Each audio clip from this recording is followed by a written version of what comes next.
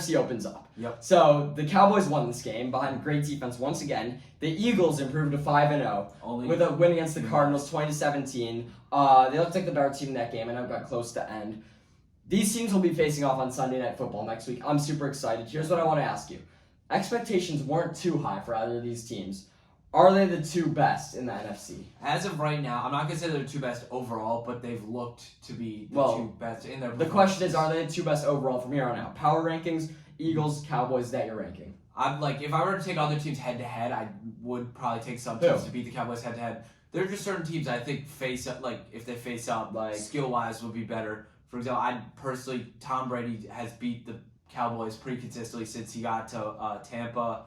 I don't know, 49ers, they've given the Cowboys problems in general. Another team, I'd take Minnesota potentially too. No. Not that they've looked great, but head-to-head, I think they're just a very dynamic team. I think they haven't looked great. I'm going to get into my argument here. Sure. I think they are the two best teams in the NFC. First, I can start with this. Cowboys, I've been saying, keep Cooper rushing until you lose.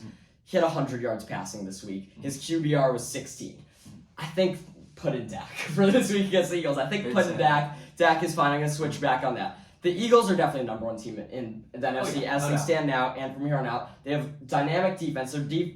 Tampa's defense. Tampa's like the team we're comparing them to. Is supposed to be great. The Eagles has been better. Jalen Hurts is establishing himself as the franchise quarterback. And I think when you're looking at other teams in the NFC, the Packers are weak. We're going to talk about them next. I haven't liked them since the jump.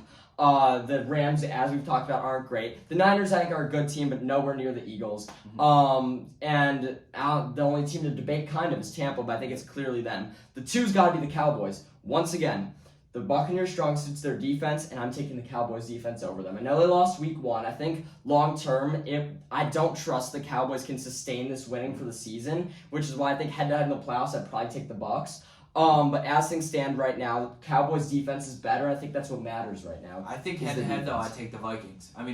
Both teams are on win streaks right now. I think the Vikings' offense, I think their defense is really weak. Mind you, Justin Fields basically had a career game last week. But I think that the Vikings offense can really get going. Mind you, Trayvon Diggs has looked a lot better. He's kind of starting to beat the narratives. It's not about their secondary, though. It's that they have the best box in football. And every team that goes to the Super Bowl, goes far, has one dynamic unit. And that unit on the Cowboys single-handedly wins them games. That's why they beat up on the Rams so easily, is because they were able to attack. And that's why I'm super interested to see this week Eagles-Cowboys, because Jalen Hurts has specifically only been good when not being pressured. And the reason he's never pressured is because that Eagles O-line's elite. So either the Cowboys front seven is going to get to Hurts and he's going to start throwing poor passes, or the Cowboys defense will falter against that great O-line. So that's why I'm excited for this week. But I think that unit overpowers the Vikings' subpar O-line 9 times out of 10 all day. And I don't see the Vikings being able to score consistently against them, while with their weak defense, like the Cowboys could literally put up 30. I'd love to see that matchup personally.